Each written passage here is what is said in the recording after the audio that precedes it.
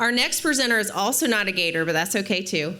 We're looking forward to hearing Chris Prevatt speak. He's the State Specialized Agent for Beef Cattle and Forage Enterprise Budget and Marketing. His program focuses on the economics of livestock and forages, plus the management practices and marketing strategies for cattle producers.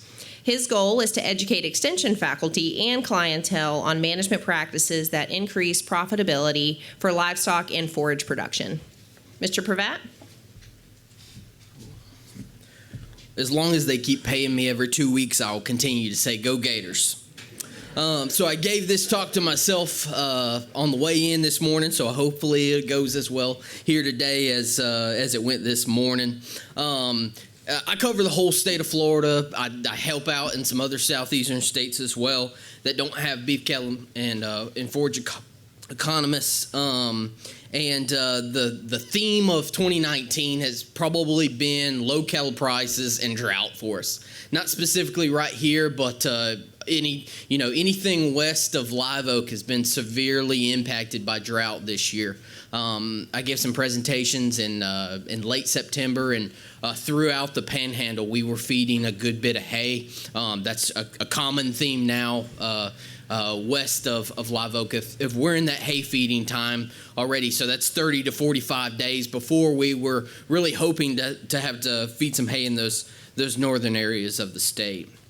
So as we move through this presentation, if you'd like to follow along, it starts on page 19, just talking about just the beef cattle market outlook, looking at where we are in the price cycle. And so I'm actually excited about cattle prices where they are right now. I've got 4 loads of stockers that I've got to market over the next 60 days, so been paying attention to this market pretty closely.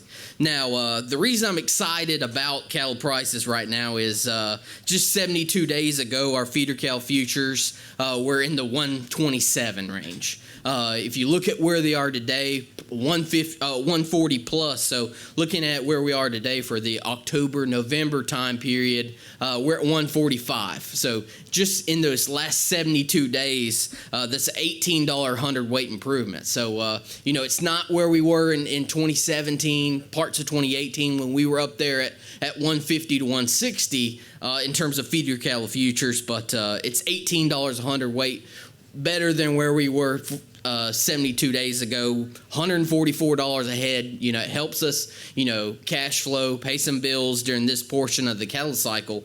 But ultimately, if you look at it big picture in terms of truckload units, that's $9,000 a head. So Lindsay, whenever Lindsay asked me right after the plant fire, when there was 3 days in a row there where things were just getting wild in feeder cattle futures, I wasn't doing so well at our meeting. I was like, oh my Lord, I'm unhedged in this market right now. I'm taking a beating in 3 days. But luckily, we've come back past those market prices, and we're doing much better than where we were there in early August. So I'll share with you something that one of my colleagues forwarded to me earlier this week, and it was on measuring success. And that's kind of part of the theme of this presentation is how do we solve problems? How do we make improvements? And just in terms of measuring success, the way some people are measuring successful companies, the majority of us aren't using a lot of these services, but if you were in New York City or California or even some of those folks up there in Gainesville, if they woke up this morning on a Casper mattress, worked out on their Peloton before breakfast, they Ubered their way to work at a WeWork to sit at their desk, they ordered DoorDash for lunch, took a Lyft home, and then got dinner through Postmates, they would have interacted with about 7 companies that are going to lose $14 billion this year. So how are a lot of us measuring success? These are new companies that have IPOs out that are very, very valuable. But these companies, they're going to lose a lot of money this year. So that got me thinking about how we're measuring success in the cattle industry. And not to take any shots at anyone, but 2 of the companies I work with very closely, LMIC and CattleFax, how are they measuring success for us in the cattle industry? And I've mentioned this to them. There's ways we can make improvements. The way I measure it on a monthly basis on our Florida Cattle Market Price Watch. but they're measuring returns over variable cost. Whenever you think about returns over variable cost with LMIC or CattleFax, they're just measuring returns for annual marketing our annual feeder calves minus cash costs plus the pasture rent. So there's no fence, there's no barns, there's no machinery equipment. If you need to purchase some bulls, those aren't included in there either. So whenever they say in 2019 that the average producer is still making a profit, it doesn't mean anything to me. So it's a chart that I know a lot of people like it, but in terms of economics, it's not very solid. So what are we doing to measure this success? So each month we put out the Florida Cattle Market Price Watch, and we're measuring net returns over total specified costs. So we got everything in there, and this is based on 4 ranches that I work with in Florida. We look through the data, their specific data, and we try to provide a good representation of our total costs, our total expected revenue, and we put that out on a monthly basis in our Florida Cattleman's Journal. So it's data from Florida that's supposed to mean something in terms of net profitability, in terms of expected revenues, as well as cost of productions there. So how are we going to succeed? How are we going to survive and then thrive in this market? And it's going to be focusing on looking for those ways to continually improve. And that's what we're going to get focused on here today is not what's going to happen this year, is what's going to happen over the next 7 to 10 years as we make those decisions with replacement heifers. So moving just in terms of, not just in terms of beef cattle market outlook, economics in general. We talked the last time we had this field day, I talked a little bit about the U.S. economic cycle. Currently, we've continued this economic cycle, longest that there's ever been in the history of the United States. So we're going 10 plus years in this economic cycle right now. We understand that a recession's around the corner. Just in terms of the U.S. economy, we know that it's peaked. We talk about recessions. Everyone thinks back to 2008. It doesn't have to be as rough as 2008 was on us, but we have to know and understand that a recession is around the corner just in terms of a peak in that U.S. economy. Once we see a peak, think about 2014, 2015 in terms of calf prices. Think about 2007, 2008 in terms of corn. Once things peak, they're going to start heading the other way. So the boom and bust economy is at play here. And not just U.S. GDP peaked. We also understand that global GDP has peaked. Both United States and China, the two biggest economies. Not worried about the trade war just yet. We'll get to that later in the presentation. But their productivity is declining moving forward. And just to add to that, so we said we're at 10 plus years. This average business cycle is typically about 5.5 years. So really stringing it out there in terms of length of the business cycle that we're in. So moving into our beef cattle market outlook for 2019, 2020. Inventory building's obviously slowed. So we're slowing down in terms of the inventory that we're building. If there is any expansion January 1st, 2020, it would be very little. So because that heifer slaughter is significantly higher here in 2019 versus 2018, and then making a comparison back to a 5-year average, there's significant decreases there, significant increases there in heifer slaughter. So really tightening the reins on any more expansion that's going to occur. But until market prices, until we got to a below 130 area, how much contraction's really going to take place? So we kind of just see beef cattle inventory for the most part leveling off here, moving into 2020 to 2028 is kind of what our projections look at. So inventory building slowed for us.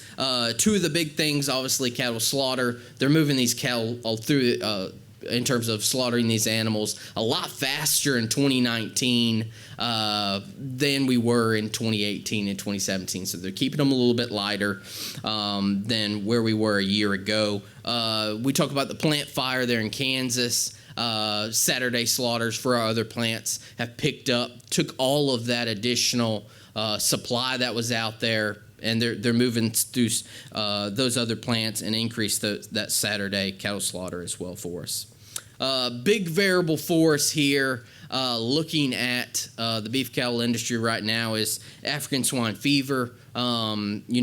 Potentially, we don't know the exact data. Usually, the data from China, we don't. It's not as thorough enough for us to grasp the realities to it. But at least 50% of the hog herd in China is what our top analysts are believing has been killed or died. So if out of 400 to 450 million hogs there in China, they're looking at about 200 million hogs left in terms of the production. So in terms of global meat proteins, if you lose 200 million hogs in 2 years, global meat proteins are actually going to be down. U.S., we'll get to that in a second, are going to be much, much higher.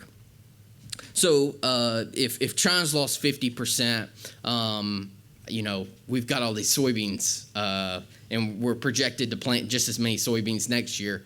What are we going to do with all these soybeans? They're not going to really need as many soybeans being exported to China, whether that's from Argentina or Brazil. We don't need the same amount of soybeans going into that China market to feed their hog herd. So what are we looking at probably in terms of 2020, 2021? More corn, less beans probably out there. The market will drive that change in terms of planting.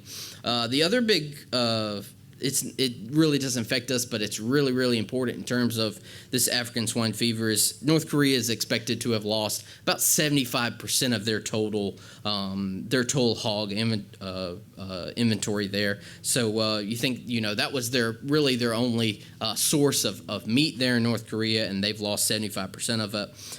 It just shows how extreme African swine fever can be in terms of spreading and getting into some of these other countries. Talking a little bit about where we are in terms of supplies of meat proteins. Looking at 2019, pork and poultry, 2019, 2020, higher. There's going to be a lot of meat proteins that are going to be available from pork and poultry the next several years. So those are going to be very, very important for us as we compete at the marketplace to be very price competitive, as that may drive those prices down a little bit. You would say, hey,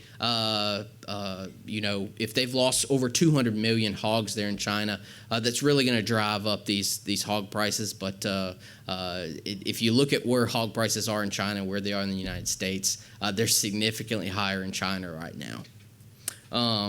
So in terms of the beef export markets, exports are our future in terms of getting premiums. Key markets for us are going to continue to be Japan, South Korea. If we start talking about trade wars, Japan and South Korea are in a trade war right now, a lot of going back and forth with that. So we think about the United States being in a trade dispute, but Japan and South Korea have the same one going on. So that's kind of why are we seeing these lower levels in terms of GDP. This all plays into it. Whenever things aren't functioning as highly as what we would like, that's going to be a major factor for us. So we've got Japan, South Korea too, Mexico. Mexico is actually a very wealthy country in terms of the top percentage of that country. We've got to continue getting beef products into Mexico. Canada being 4. Hong Kong significantly declined this year so far in terms of getting beef into Hong Kong. It's the wealthiest city in the world, so obviously it's very important for us to get beef products into Hong Kong. But Southeast Asia in general, we talk about where the shipping channels have changed over the last 10, 15 years, moving to South Korea for production in general. Southeast Asia is going to be extremely important for us in the future, but obviously shipping premium products to those countries, very high quality. The only comment I'll make on the U.S.-China trade war is just our top analysts continue to say no end in sight. The media, obviously, they jump on the train. Doesn't matter that there's a potential agreement, but just in general, any agreements would be small. We're not going to be solving any big differences anytime soon. Just to point out, we didn't have a trade agreement to begin with them. In terms of where we are looking at the next 5 to 10 years in terms of the beef cattle price cycle. This is what I've spent a lot of time focusing on the last several years, is looking at the cycle, looking at the phases that we're in. We look back to 2015. Obviously, we were at the top of that cattle price cycle. So 2015, top of the cattle price cycle, moving into that downward price transition from 2015 to our bottom here, expecting this bottom to be somewhere between 2019 and 2021. That's kind of what we're looking at for a bottom of this cattle price cycle. If we're looking for an absolute low, it could have occurred in October 2016. When feeder cattle futures were in the 115s. But we'll continue to watch it. We don't know where the low will be, but just kind of points us to where the bottom of this cattle price cycle typically is going to be from 2019 to 2021. We start that upward price transition. So we know where we are today, closer to that bottom of the cattle price cycle. What we're looking forward to now is this upward price transition. So a cattle price cycle typically lasts about 9 to 12 years. So we think about, if we just use 10 and we think this cycle started in 2015, so looking out there to potentially 2025 to this cattle price cycle ending. Just in terms of really, really basics, think about 2010. If that was a bottom for us, we really started to ride the price up from 2010 to 2015. We had about a 5-year down period from 2015 to our bottom here in 2020.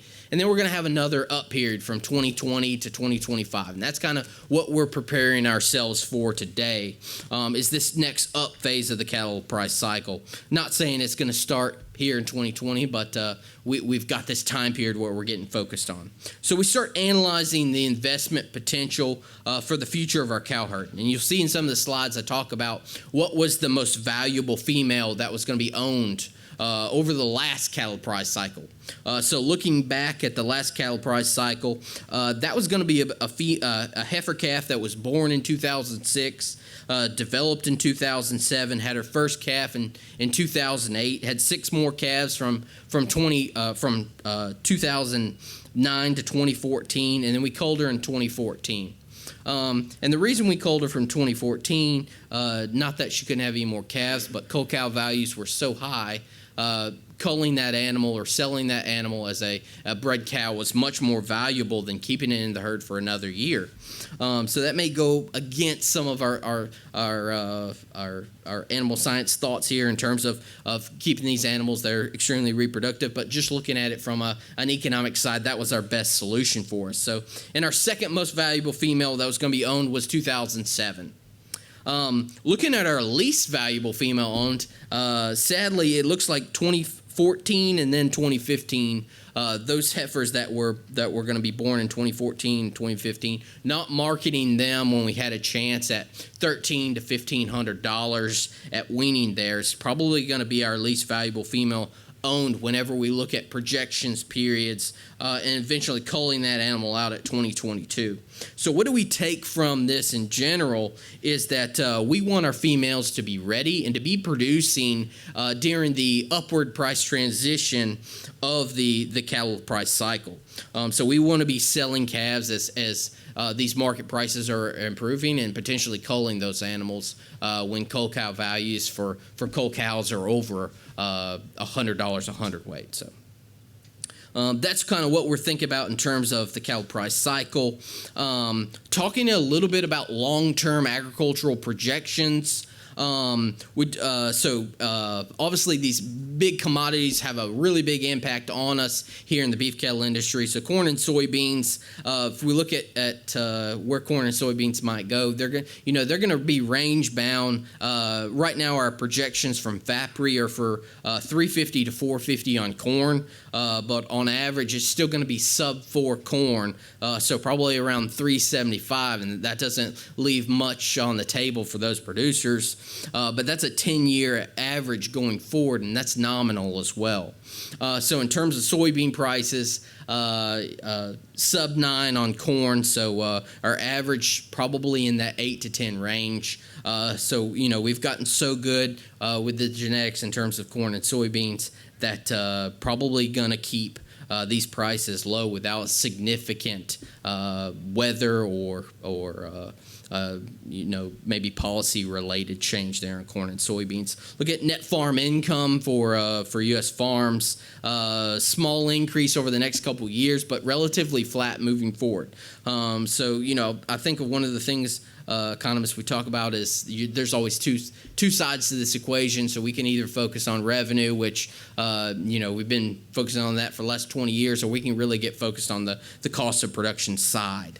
We talked a little bit about where supply is going for broilers and pork, but what about over the next 10 years? Broilers is up. Significant increases in terms of poultry production in the United States. Pork, we're just looking at small increases. Obviously, African swine fever can change that dramatically. Beef, just looking at a flat inventory for us in the beef sector. What about in terms of price? So we talked a little bit about that supply, but in terms of price, obviously broilers significantly increasing the level of production there, flat. Is kind of what we're looking at for our next 10-year period. Small increases in terms of U.S. pork, in terms of price, that can get much higher depending on how African swine fever spreads. In terms of U.S. beef, after we get to this low, we're actually expecting some significant increases from 2020 to 2028. Cow-calf costs. In terms of cow-calf costs, focusing on cost of production with our Florida Cattle Market Price Watch and looking at other factors in terms of making improvements there.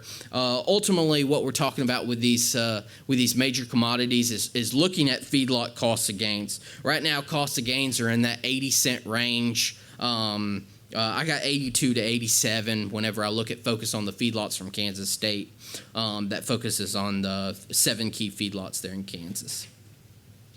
So to wrap it up just a little bit, 2 things that we've got to be focused on moving forward is obviously risk management. There's a lot of different things that are out there today that can cause some financial disturbances in our operation. So we always got to be looking at management strategies.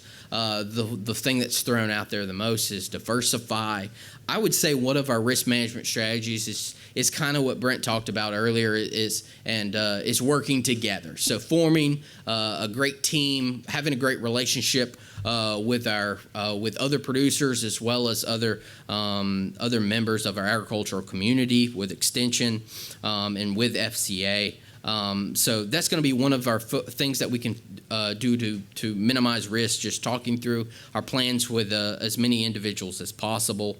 We're not, the more we work through with other producers our ideas, not trying to keep secrets, we can knock out some of those potential roadblocks that we have there. So looking at hedging instruments obviously can be very important for us. Looking at hedging today versus 72 days ago, makes a lot of sense. Also looking at USDA and RMA, crop insurance programs, whether that's livestock risk protection, very similar to a put option, pasture rangeland and forage insurance, or potentially if you have a very diverse farm, maybe that's whole farm revenue protection.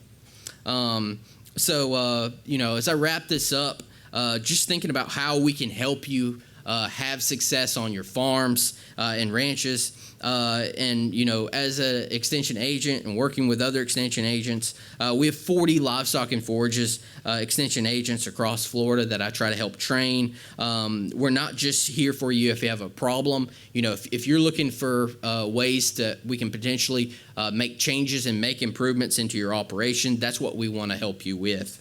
So lastly, there's no final answers. There's always going to be changes that happen in our operation each day. So we've got to be continuously making improvements. there. So we can't solve all your problems, but if we can help you solve a few, we would be glad to help. So if you have any you need a contact, we all have county extension offices in our county. So with that, I'll wrap that. I'm done now. I don't know how long I took. So thank you very much, and I'll be here the rest of the day. If there's any questions, I'll be glad to answer any.